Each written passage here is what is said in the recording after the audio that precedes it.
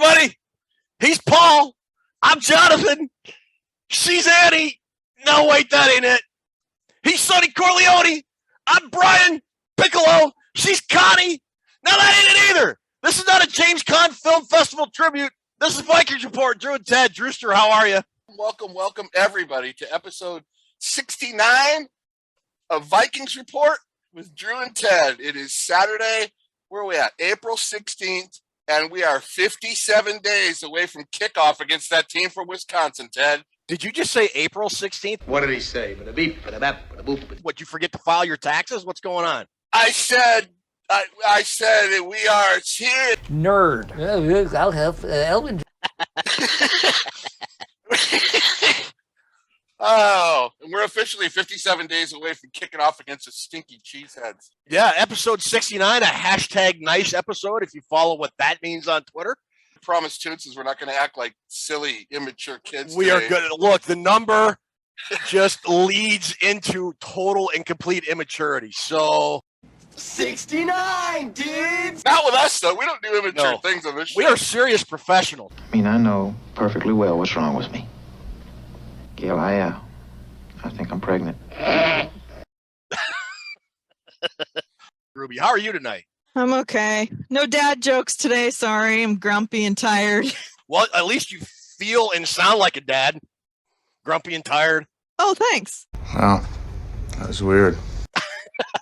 We're featuring James Caan tonight, Ted. You want to give us a little James Caan update? He passed away 82 years young. He led a full life. 82 is a good run.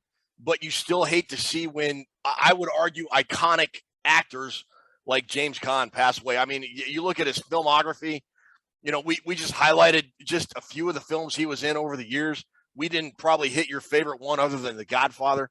But, I mean, the guy has such a biography of just superb, phenomenal work over the years that when we heard he died, we said, hey, we got to do The Godfather. Because when you think James Caan, you think The Godfather.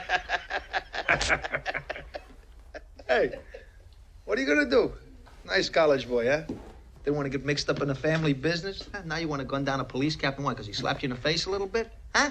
But then we started talking, and it's like, man, but what about Rollerball? What about Elf? What about Ryan's Song? What about Misery? And you're like, wow, this guy had a heck of a career. So we kind of decided to do the whole James Caan tribute. For episode 69, it worked out pretty good. How many movies do you think James Caan was in, Ted?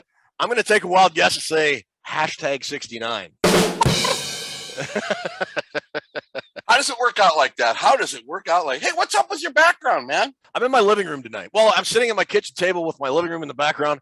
So, like, my wife is out of town, and because she's like the patron saint of where I live, I always go down to the basement to record the show. I'm out of her hair, and she can, do what she needs to do up here without me being in the way. She had to go out to the East Coast for business. And honestly, I was just too lazy to go downstairs. All my stuff was up here. I did my notes up here yesterday. I'm like, you know what? No, I'm not going downstairs. I'm just going to sit up here.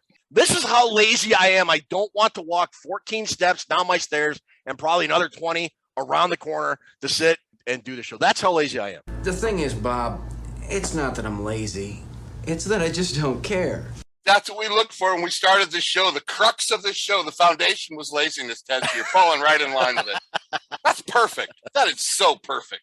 Lazy. Adjective. Unwilling to do work or make an effort, disinclined to exertion.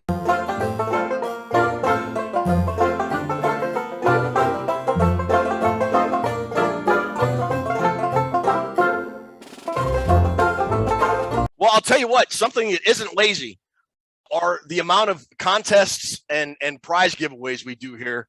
And we've got another contest coming up. It's underway right now, and we call it the Rook Dog Challenge. Drewster, what is the Rook Dog Challenge? The Rook Dog Challenge is another great contest we're running here at Vikings Report, Ted. And what it is, it's very simple. It's free to enter because a Vikings Report, if it ain't free, it costs too much. All you have to do below in the comments is put the NFL Offensive Rookie of the Year and the NFL Defensive Rookie of the Year. They will be announced at the end of the year, so the prize will actually be given away then. The prize of $100 if you can name both of those players. How long do they have to enter, Ted? So you have until the last Saturday episode before the first regular season Thursday night game. We will let you know on the airing of that episode, this is your last chance to enter the Rook Dog Challenge. Like Drew said, not the Vikings, who you think the Vikings rookie offensive and defensive rookies of the year are going to be, but the NFL, which stands for not for long if you keep making mistakes like that, son. But the Viking players are eligible. If you think it's going to be like Louis Caan or Andrew Booth Jr. or whatever, by all means, put them in there. But it's for the entire NFL. The only issue is you can only enter one time. So if you put in a guy's name between now and the beginning of the season, and that individual gets hurt during training camp and misses a good chunk or all of the season, which we hope doesn't happen, you're out of luck. You're not going to be able to change your entry. So one-time entry, NFL Offensive Rookie of the Year, NFL Defensive Rookie of the Year, in the YouTube comments below, closes out the last show before the Thursday regular season opener. Good way for us to give back to you, the viewer, for being supportive of our show. And we like contests. Me and Ted love to run the contests. They're fun, man. I mean, who doesn't like to win stuff? I can see my money is still in your pocket, which is from the yield of my labor. You know, it's not the Powerball, but it's cool stuff. It's Viking stuff. We got $100. It's like winning a scratch-off ticket in the lottery. That's kind of cool. You'll get like 2 gallons of gas with $100. $100 goes a long way in these days, doesn't it? Yeah. So anyways, as the season progresses and we get closer to the regular season, we're going to announce our fantasy football contest. We got a fantasy football kicker contest coming up, which we'll tell you about. And we've got other stuff throughout the year as well.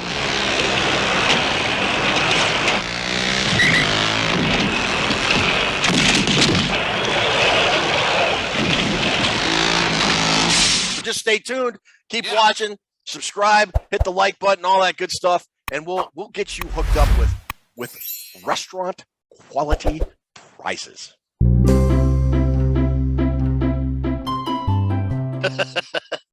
All right. We got a big show ahead of you tonight. We got some Vikings news we're going to talk about. Really? We are so dumb. We got a great show tonight. We got some Vikings news we're going to talk about. We're going to pick our breakout players on offense and defense for the Minnesota Vikings. We got our draft pick preview, depth chart analysis. This week we're covering guard Ed Ingram, second-round pick, number 59 overall, out of the Louisiana State University. And, of course, this show would not be complete without Toonces Trivia. So, Drew, what time is it, buddy? It's time for Ted. I'm cooler than you are. So why don't you fix your little problem and light this candle? He's right. Light this candle. Yes. Resume the countdown. All right, I'm cooler than you are. Why don't you fix your little problems and light this candle? He's right. Let's light this candle. He surely is. Light the candle. Yes. Resume the countdown. I love this one. This is the best opening in the business. I don't care what anybody says. We are off and running with episode 69. 69, dudes. Okay. We actually do have some Vikings news this week. It doesn't really involve the current Minnesota Vikings roster, but it involves a guy that Drew and I grew up watching, and it's a guy we love, and his name is Jim Marshall, former defensive end, the foundational cornerstone of the Purple People Eaters back in the Minnesota Vikings heyday. He made the semifinalists round of the senior committee for the Pro Football Hall of Fame. We have advocated, I mean, so many Vikings fans have advocated over the year about Jim Marshall getting into the Hall. Sadly, he is not. It looks like he might have a real chance this year. And for guys like me and Drew that grew up watching him, this is something that is long overdue, and it's something that I hope gets across the finish line and he gets his name called and gets a gold jacket, Drew. So it's between him and how many other guys? So there are 25 semifinalists. By July 27th, it's going to be narrowed down to 12. And at some point after July 27th, those 12 will be whittled down to 3. So of the 25 people right now, up to 3 will make the Pro Football Hall of Fame. He's got to get in. He's got some pretty stiff competition, but I don't know that you can find 3 guys better than him. I'm going to run off these names real quick. Okay. Ken Anderson, that's probably a name you know, quarterback for the Cincinnati Bengals. Good, really good player for a long time. Guy by the name of Maxie Bond, linebacker for Philadelphia, the LA Rams, and the Washington Redskins. Wide receiver Mark Clayton with the Marks Brothers and Dan Marino. Good player. Roger Craig, who probably most well known for being with the San Francisco 49ers, but his last couple of years he played with the Vikings. He deserves to get in, I think. Yeah, Laverne Dilwig, who was, first team All-Pro with the Green Bay Packers, also played for the Milwaukee Badgers in 1926, and the Packers from 27 to 34. Laverne Dilwig? Laverne Dilwig. Randy Gradishar, great Denver Broncos linebacker. You know where he went to school? He went to Ohio State. That guy was a dominating linebacker. I loved watching him play. Lester Hayes, a guy who played great cornerback for the Raiders, played with an entire jar of Stickum. Yeah. From helmet to ankles. He was a tough player. He was a ballsy player. He was good. Chris Hinton, a guard tackle, played probably most known with the Baltimore Indianapolis Colts. Chuck Howley, linebacker for the Cowboys. Do you remember the name Chuck Howley? He was the MVP of a Super Bowl. And it was a Super Bowl. They lost. Yes, very good. Only Super Bowl MVP from a losing team. You know what's funny about that? The kicker for the Colts, before they hit the winning field goal, before that game, he kicked 41 practice kicks, and he missed every one of them. Way off, right? Shanking it. Are you serious? The Cowboys are on the sideline going, if it comes down to a field goal, we're good. We're good like gold. And O'Brien just split the uprights with it after missing all of his practice kicks. I never knew that. Cecil Isbell, who was a defensive back from 38 to 42. Joe Jacoby, who was a just brute on the Washington Redskins Hogs offensive line. He was a hog. He was a big hog. Yeah. Billy White Shoes Johnson, who was one of my favorite players with the TD celebration with the leg dance. The greatest celebratory dance in the history of the NFL, without a doubt. This is memory lane for the Drewster. These are all my childhood guys that I used to watch, man. Here's a guy from your alma mater, Mike Ken, played for Atlanta. Joe Klecko, New York Sack Exchange with him and Mark Gastineau. Damn, these are a lot of good names. This is stiff competition right here. Here's a guy I thought was in. Bob Kuchin from the Dolphins. He's not in the Hall of Fame. No. George Coons, tackle in the 70s. Linebacker Clay Matthews, who was just great with the Browns USC product. Tremendous player. I think he played in like 1,700 straight games. Eddie Meador, cornerback from 1959 to 70. Wide receiver Stanley Morgan, probably best known for the Patriots. Yeah. Linebacker Tommy Nobis of the Falcons. Should be in already. Him and Marshall are the two snubs I wanted to mention later. Tommy Nobis should already be in with Marshall. And here's a guy who I can't believe isn't in either. Ken Riley, who has 65 career interceptions, the most of any player not in the Hall of Fame. And he has more than a bunch of dudes that are already in. Kenny Riley's not in the Hall of Fame. Ken Riley's not in the Hall of Fame. Are they on meth? Idiot. Idiots. God, what are we going to do? Idiot. What are they doing? And then wide receiver Sterling Sharp, who just killed the Vikings when he played with the Packers under Brett Favre. He had that neck injury, shortened his career. Otis Taylor, for those of you that go way back and watch the Vikings, you remember what he did to the Vikings in Super Bowl IV. What a player that guy was. He was. And then Everson Walls, who was a cornerback for the Dallas Cowboys. And out of those 25, before that, they're going to narrow it down to 12. And then from those 12, they're going to narrow it down to 3. Tell me why Jim Marshall deserves to be in the Hall of Fame, though. First off, what's going to get him in, if he gets him in, is the longevity and the games played. In the Hall of Fame, there's 38 defensive linemen. Okay. By my count, there's 21 defensive ends. I took the 21, I wrote down all their seasons, I wrote down their sack totals, and I wrote down their games played as a comparison to Marshall. Seasons played, Marshall's number 1, 20 seasons. Nobody touches it.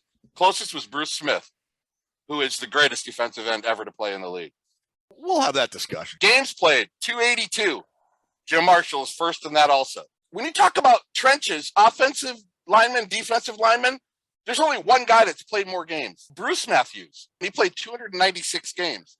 He's the only lineman that's played more games than Marshall. Marshall's number 2. Marshall's also the second highest games played defensive player in all the positions. Darrell Green played 295 games. So when you look at the games played and the seasons played, that's what puts him in. And of course, the sack total of 130.5, which out of the 21 guys that are in the Hall of Fame right now, Jim Marshall's 130 and a half sacks. That ranks him in number 11 out of the 21. And now that number, and we'll put this tweet up, Pro Football Reference put up a stat a couple of years ago. They went back and went through old NFL Films footage and credited sacks to players before the sack was an official statistic, which came along long after a guy like Jim Marshall had retired. And when they updated his numbers, he had 130 and a half career sacks, like you just said, which was, I think it was 20th overall all time. Right. Behind Eller. He had a couple behind Carl Eller. Who was in the Hall of Fame. You know, along with Alan Page. And remember, Marshall played in an era where there wasn't the advancements in medicine and physical therapy and things that you have now available to players. I mean, Jim Marshall shot himself clean in a shotgun and didn't miss a freaking game. And I said, boy, you've really up. You have really that you're going to die.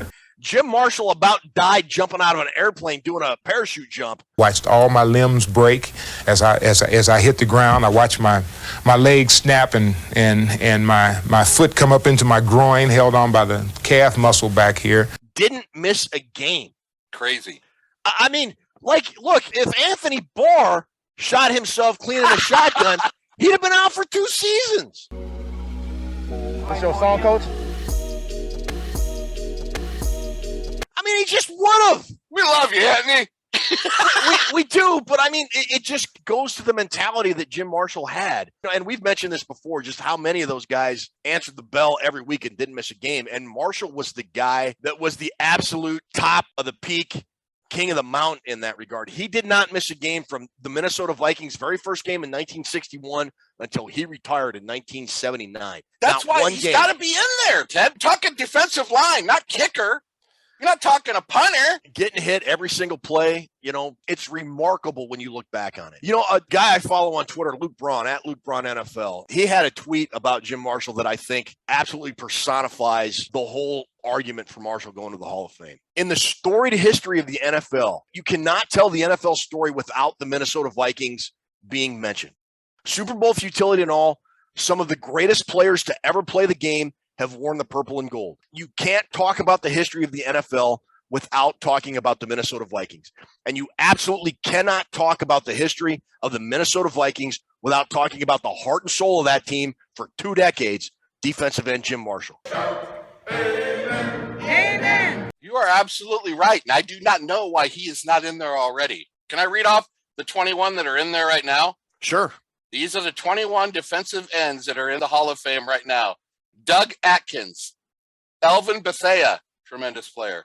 The great Willie Davis, Fred Dean, our buddy Fred Dean, Richard Dent, Chris Dolman, Carl Eller, Len Ford, Kevin Green, Charles Haley, Claude Humphrey, the great Deacon Jones, Howie Long, Gino Marchetti, Andy Robustelli, Leroy Selman, Bruce Smith, Michael Strahan, Jason Taylor, Reggie White, and Jack Youngblood are all defensive ends that are currently in the Hall of Fame. Now, Len Ford played back in the 50s. He went to Michigan, Len Ford. Okay. Great player, Ted. Played 11 seasons, 125 games. That guy was not better than Jim Marshall. And you know what? Let me back up here for a second. Okay. This isn't about Jim Marshall being better than everybody on this list. It's not. It's about Jim Marshall. Is he as deserving as all the guys on this list? Yeah. Because I don't want to downplay these guys. No, I get it. It's not that the guys that are in aren't deserving. They are. But if you look at the guys that are in, and then you look at Jim Marshall's resume, it stands up as well as or better than, I would argue, half those dudes that you just rattled off. So if those guys can be in, why can't Jim Marshall? Like you said, this isn't a dig against the guys that are in, but if you're making a case that a guy like Jason Taylor is deserving to be in the Hall of Fame, and he is, then you can't look at Jim Marshall's career and say he isn't. Marshall has a resume as strong as just about any one of those other guys that are already in the Hall of Fame. And let's face it, when you're talking defensive end, getting into the Hall of Fame, it's about one statistic: sacking the quarterback. That's what everybody looks at. That's what everybody points to. And here's another guy who's deserving to be in, but he's not better than Jim Marshall. Howie Long had 91 and a half sacks. Howie Long, great football player. He wasn't any better than Jim Marshall. I agree. So let's talk about then, why hasn't he gotten into the Hall of Fame? You got a couple theories. I got a couple theories. What do you think has kept him out of the Hall of Fame? Well, first, let's do the wrong way run. We talked about that last night, and you seem to think that has something to do with it, which it very well might be. But if that has something to do with it, that is ridiculous if you're going to base Jim Marshall's Hall of Fame status on that one play. No, you're right. I mean, a lot of times when Jim Marshall's name is brought up, wrong way run. He recovered a fumble, and it's an infamous play in NFL history. Oh, absolutely. Runs 70 yards or whatever it is the wrong way, causes a safety. But like you said, nobody seems to mention later on in the game, Marshall sacked, I believe it was Billy Kilmer of the San Francisco 49ers, caused a fumble, which Carl Eller scooped up, ran in for a touchdown, and hey, the Vikings won the game. Nobody wants to tell the whole story of that. They just want to say wrong way run. I'm going to say I guess that could be a possibility. I would be embarrassed for the Hall of Fame if they were basing his getting in on that one play. But I think I know exactly why he's not in there, Ted. And you talk resume. Mm-hmm. In 20 years, Jim Marshall only got double-digit sacks 4 times. Okay. They do look at sacks, along with your longevity and how many seasons you played and how good of a defender and everything you were. But I think John Randall, Carl Eller, those guys had 8 or 9 seasons with double-digit sacks. Okay. So they put that on their resume. That built up their resume. He only had double-digit sacks 4 times, and in 12 of his 20 seasons, he had 7 sacks or less.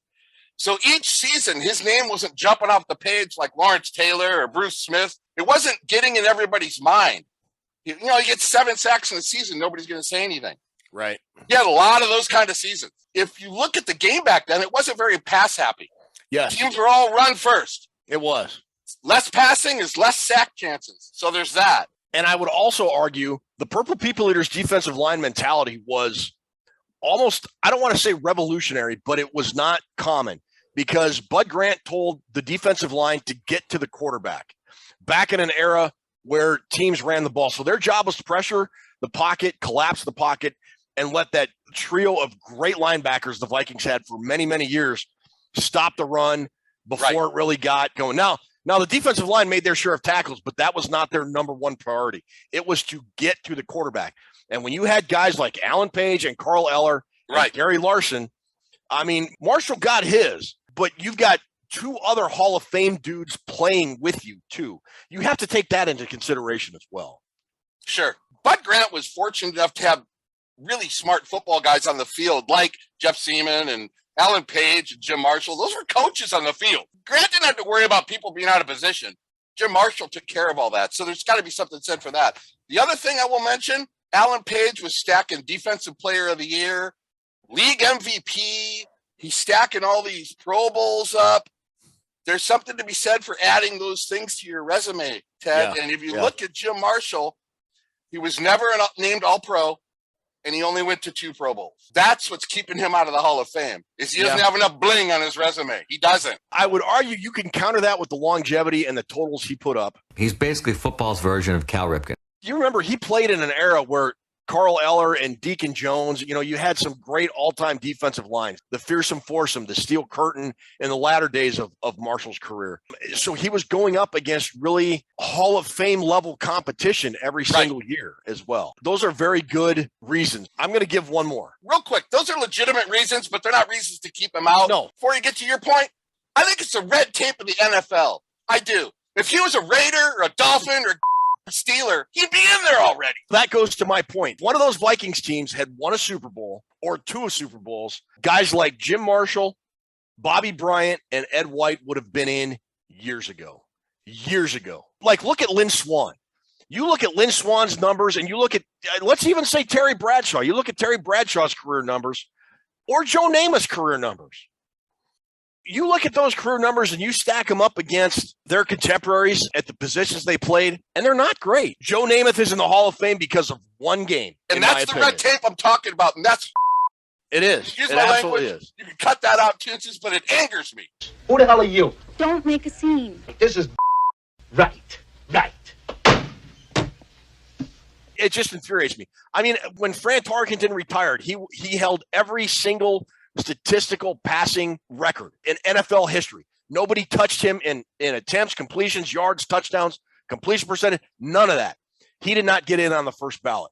And I think it was because he was penalized for not winning a Super Bowl. Now, I think that mentality has slowly changed and evolved over the years because people realize, look, it's hard to get to a Super Bowl.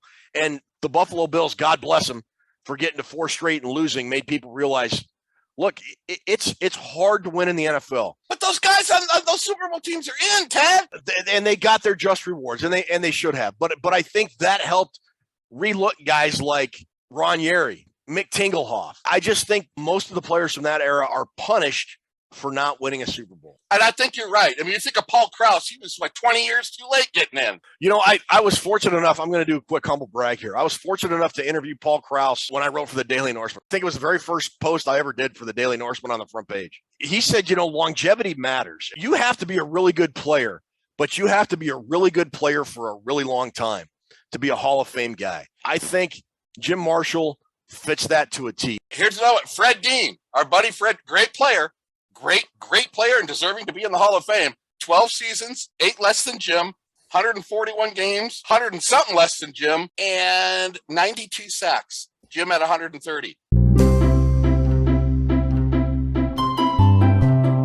He's bench pressing and got a cigarette in his mouth, smoking a cigarette.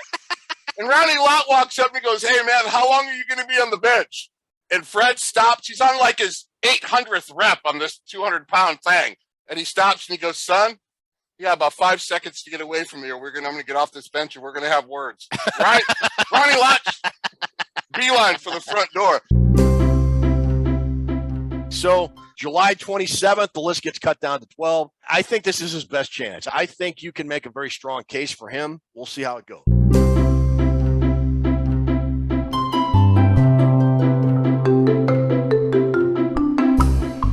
Remember Bob St. Clair? Remember he played for the Niners? Yeah, I do. I knew Bob. Did you really? I did a tile job at his house in Santa Rosa when I was living in Santa Rosa. My boss says, "You got to go put this fireplace in this guy's house. I think he played football, so it should work out good for you." And I said, "Oh, really?"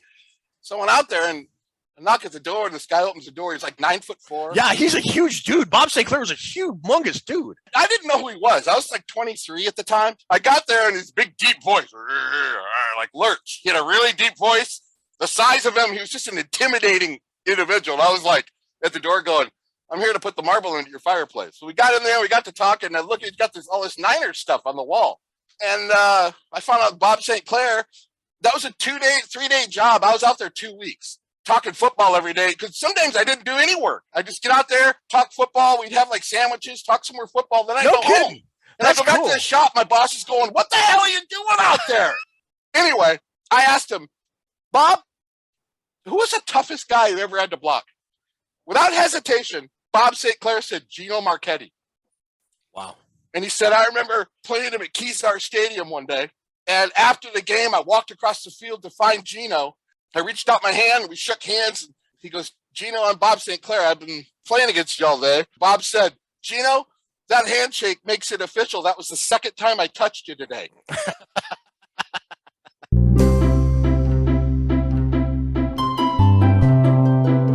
All right. So now we're going to move to the 2022 version of the Minnesota Vikings. The training camp's just a couple weeks away, man. We're getting close. We are getting close. Like a week away, aren't we? Yeah, we're close, man. What we're going to do, this segment we're going to call Breakout Players. And Drew and I have looked over the roster, and we're going to give you one player on offense and one player on defense that we think is going to be a breakout player. Now, for full disclosure, going into last year, both Drew Bunting and myself thought KJ Osborne was a turd and had no place on the Minnesota Vikings roster. You go back to old offseason shows before the beginning of last year, and we thought, get out. Pack your stuff, turn in your playbook to the Turk because you're terrible. Dude, we ripped him, didn't we? We were wrong. I was ruined. It's for the best. Hey, please! Almost done. Take our predictions with a grain of salt. However, we're going to try and give you who we think our breakout players for the Vikings are going to be for 2022 on both offense and defense. Drewster, why don't you kick this off? Who you got? On offense, I got Irv Smith Jr., the tight end. Okay. Lott is riding with Irv Smith this year to get this done. Yeah. Get this done. And he, coming off the injury, I think he could be a real difference maker in the Kevin O'Connell, Kirk Cousins type of scheme they got running there with Wes Phillips. I think Irv Smith can be the guy, but he's got to show up this year and he's got to get it done. Yep. That's my offensive. And my defensive, I'm going to go with Lewis Caan. Okay. I can't wait. We're going to do a spotlight on him in about 3 weeks. I'm looking forward to doing that spotlight and hearing your questions and getting your feedback. But I think he's my breakout guy. I think he's going to get in there and start playing right away, and he's going to be fantastic. Okay. For me, I went back and forth on 2 players. I'm going to settle on Caan Wangwu, running back, second-year running back. I just think with what Kevin O'Connell wants to do with the Minnesota Vikings offense, make it more spread out, more diverse, more wide open. You look at a guy like Wangwu, and you just have got to be salivating at his speed and what he can do in the open field. And I think the Vikings are going to work to get him on the field more this year, maybe at the expense of Alexander Madison. I don't know. Madison's a reliable player, but when you look at Alexander Madison, do you think that's a guy that can score every time he touches the ball? No. He's kind of like the modern day Leroy Horde. If you need 4, he'll get you 4. If you need 7, he'll get you 4. Needed him to get 1 in Seattle, too. He couldn't get 1. Yeah, and Alexander Madison's a fine player. He fulfills his job with the Vikings well. But when you look at a guy like Wangwu, I just think O'Connell, with what he wants to dial up on offense, looks at a guy like him and says, you know what? I can use you. We're going to see what you're made of. And I think he's going to give him a chance to make an impact this year. On defense, I'm going to go with Cameron Dantzler. People have kind of been talking up Dantzler in the offseason. And if the Vikings are going to be successful in 2022, they have got to get better on defense, and particularly in pass coverage. And Dantzler's had his really promising moments. He just hasn't put it all together. And then, the Vikings signed Bashaud Breeland, who was absolutely terrible. Oh. But Mike Zimmer was smarter than everybody else in the room and kept playing Bashaud Breeland and not Dantzler. And when Dantzler went in, he looked good. And we're like, wow, hey, Dantzler looks pretty good. Why don't we play him? And Mike Zimmer said, no. We must go back to Bashaud Breeland because he's terrible and he makes me look like a genius, or whatever the hell his reason was. You know what, Ted Theodore Glover? He did that with a lot of players. I think Dantzler's my guy on defense who has a real opportunity to break out and make a name for himself. That's 2 really good choices that are intriguing to me, Ted. All right, so that is. Toonces, let's get him Breakout. What? You're stupid, but you're dumb. I'm interested to know if Toonces, if you're awake, I don't even know if she's awake anymore. Would you be? Toonces, do you have a breakout player? Offense. How about JC Treader? Isn't he on the team? No? That deserves a standing ovation, ladies and gentlemen. Well done. Vikings Report with Toonces. That's what this show should be. You got a defensive player, Ruby? Or are you just going Treader playing both ways on offense and defense? That works perfect, actually, yes. We're so dumb. We're so dumb. All right. So that'll do it for our breakout player segment. Now we're rolling into the thing we've been doing for every draft pick, starting with tight end Nick Muse. I think back in episode 62, we are now up to the second round. We've got guard Ed Ingram, second round, 59th pick overall out of LSU. Drew, tell me about big Ed Ingram.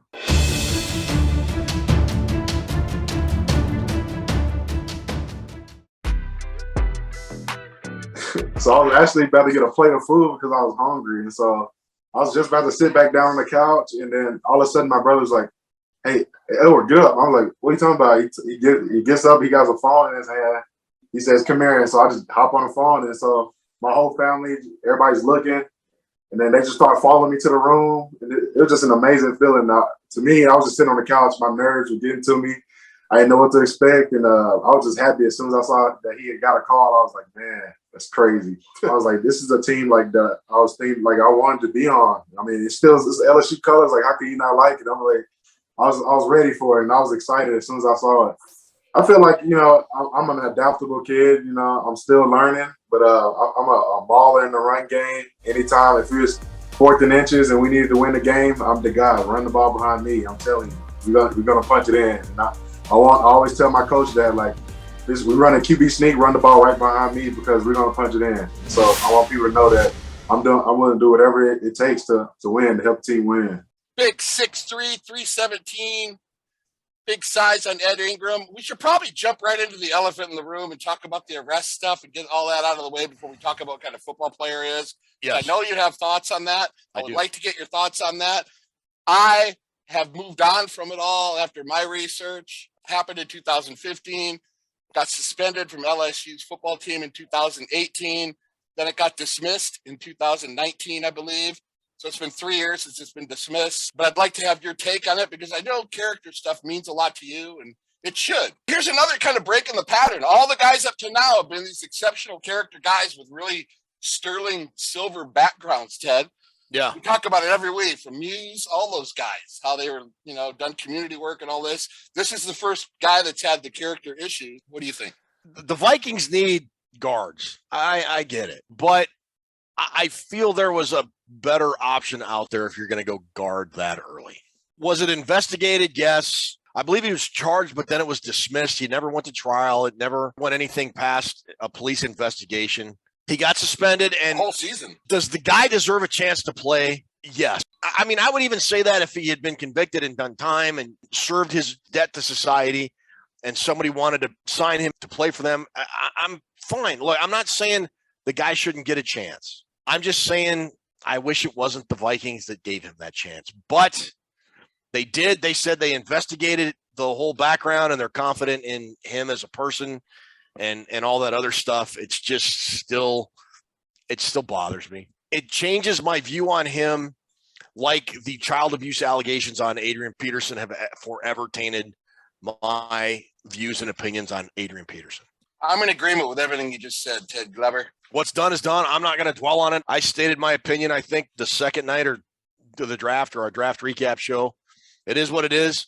It's not like he has 24 civil lawsuits. Now, there's a pattern of there's some behavior problems right there. You ain't lying, brother. And it's not like I'm going to start a petition to get him kicked off the team. It's over and done with. Okay, now we can move on to the football part. 4-star recruit from the great DeSoto High School in Texas, heavily recruited by all the big boy teams, Ted, Alabama, Oklahoma, chose LSU, where he played there for a better part of 5 years, besides the 2018 season. He appeared in 45 games at LSU, Ted, over his career.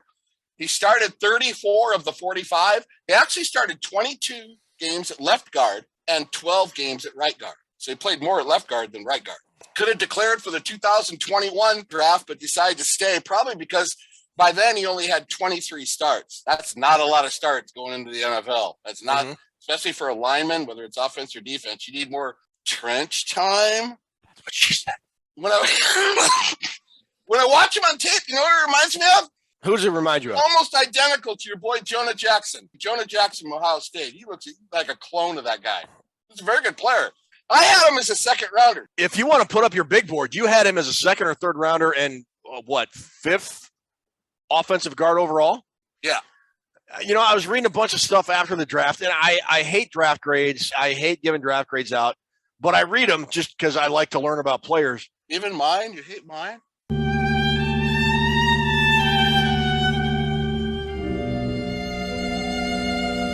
No, because you don't do draft grades after the draft. You talk about guys before the draft, which I find very interesting.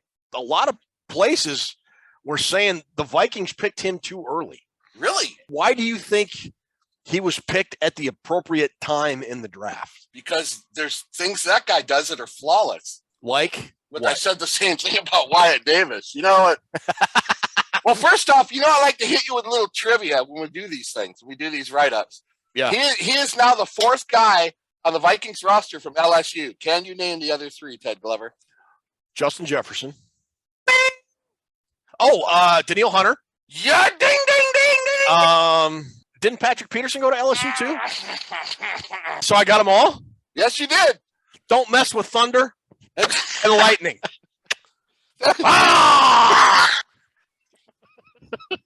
This guy led all the guards. If you talk PFF grades, he led all SEC guards. SEC, Ted, not Pac-12 or MEAC, not the Mayo Bowl. SEC, every SEC guard did not. He had an 82.6, the highest rated guard in the whole SEC. Wow. In 484 pass blocking snaps, Ed Ingram allowed 2 sacks. Really? That's why he deserves to be a second rounder. Got invited to the Reese's Senior Bowl. And get this, I found this little tidbit out about the Reese's Senior Bowl.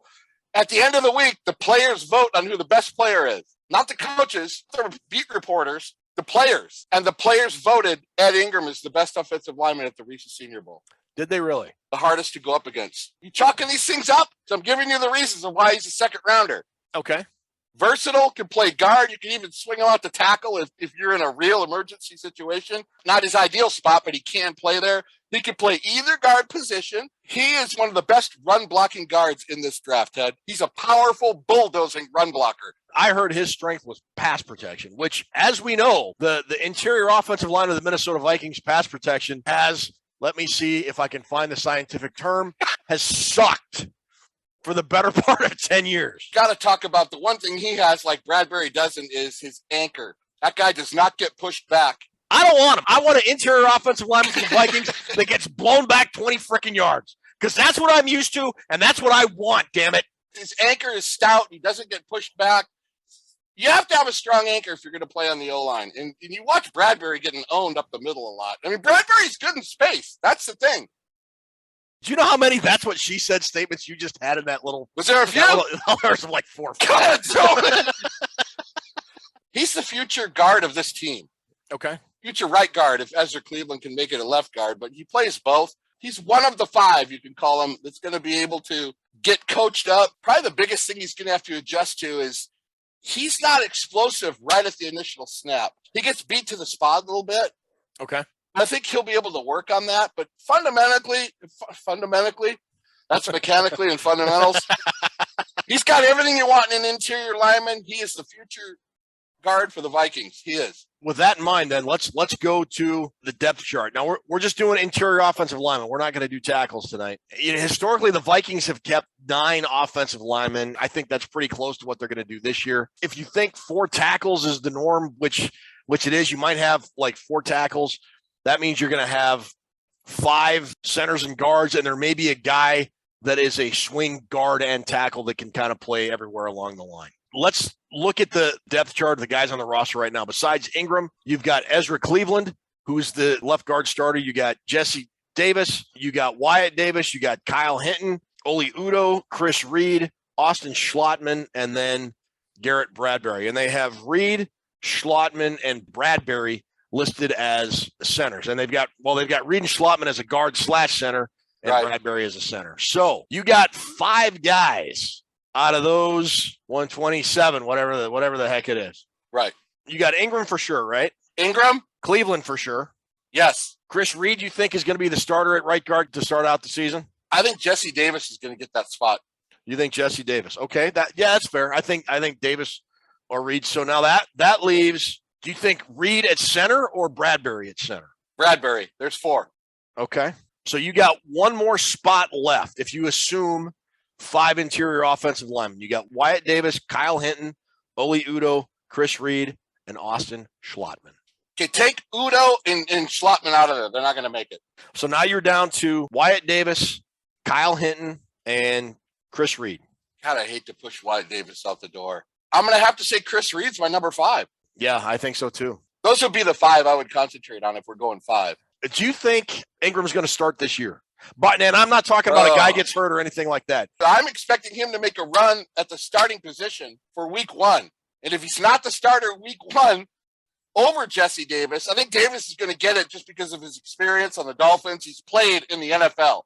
It's tough to go out there as a rookie, but he's good enough to earn that spot week 1. So I don't know if he's going to start week 1, but he will be ready to play when needed. And I have a lot of confidence in him, Ted. I have a lot of confidence in Ed Ingram. I really do. It's going to be really interesting to see what happens when training camp starts.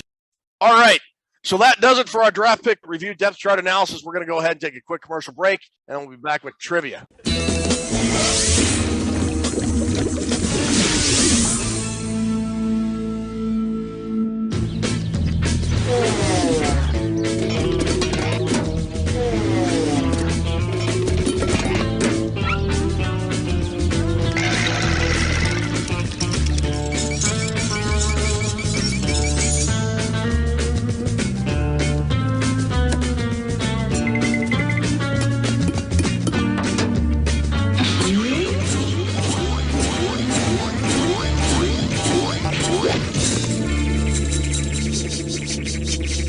You know, Brando he was like a... Was he intimidating? Well, he was at first because everybody was in awe, you know. Right. You know. But he's like a 12-year-old. I mean, I was like the appointed clown, I guess, and you know, I tell a joke like at noon, and everybody'd laugh except Marlon, you know. And then about 2 hours later, in the middle of a scene, he'd go, I said, what? He goes, I just got it. You know, he thought about it. Very intense. I remember we had...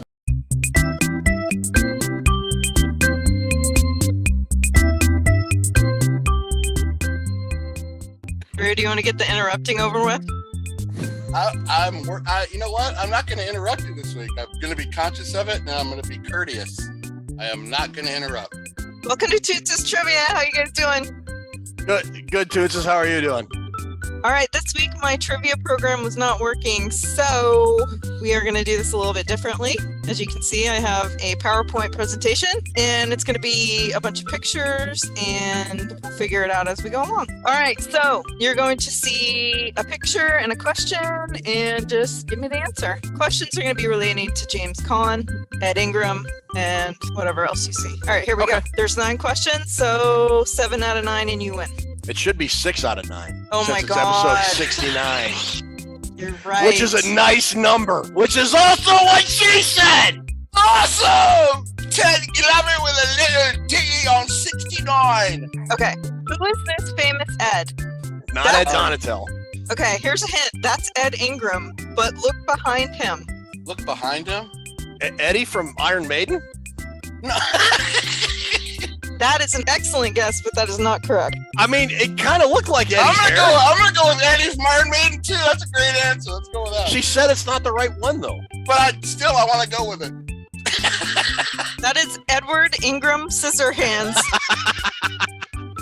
I knew that, Ted. Look at the hair. Come on, guys. All right, who is this famous Ed? Eddie Van Halen. That's Eddie Ingram Van Halen. Yes. Very good. All right. Who is this famous Ed? Eddie Murphy. Eddie Ingram Murphy. Yeah. Eddie Ingram Murphy. Correct. I'm saying it wrong. All right. Here's some James Caan. Which James Caan movie is this?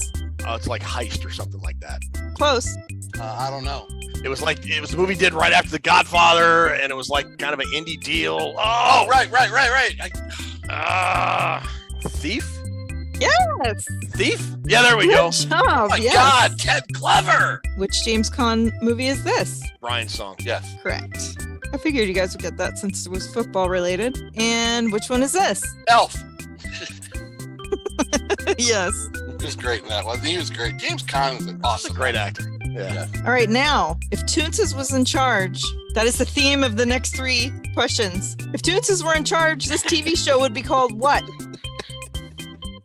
Cobra Cat. No. The Karate Cat. No.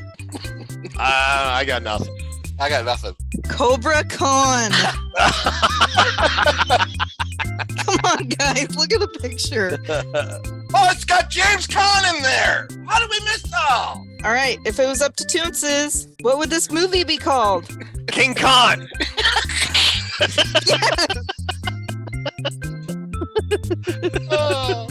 And finally, if you get this right, it'll be, well, you already got 6 out of 9, right? So I guess you already won. But anyway, if it was up to Toonces, what would this athlete's name be?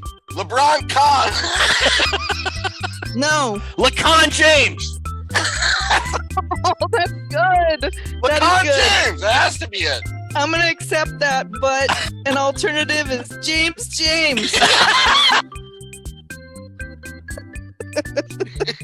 Thank you guys for playing. We'll see you next week. We are so dumb. We should probably just do the show with trivia and then exit. People will probably be happier. Probably. The trivia is tremendous, man. Toonces, that was awesome trivia. Thanks. Appreciate you improvising, adapting, and overcoming and getting us a great trivia. So that'll put a bow on episode 69, which I think was a very #nice episode. I don't know about you, Drew. Tremendous episode. Once again, I just have a blast doing these shows with you. Now, we bragged about 10,000 subscribers last week. I think we're getting closer now to like 11,000. This is just obscenely nuts. Thanks to everybody that is watching, subscribing, tuning in, commenting, hitting us up on Twitter, hitting us up on Facebook. Really can't tell you how much we appreciate it. Please keep it up. We got a lot more contests coming this season. Don't forget to enter the Rook Dog Challenge. We'll be back next week. For now, Drewster, take us home, brother. Thank you for tuning in to our show, our football show. We appreciate all the support. We're getting through this off season. Like I said, there's 57 days till kickoff. We got a lot of stuff in store. Ted, you're the best host in the business. Not even a question about that, man. Shout out to you, James Caan, and your 69 movies. We will be back next week with episode 70. Why is it going to be 70? Because it comes after 69. We'll be back next week, folks. Y'all be cool. Y'all be careful. We'll see you. Say goodnight, Ted. Good night, Ted.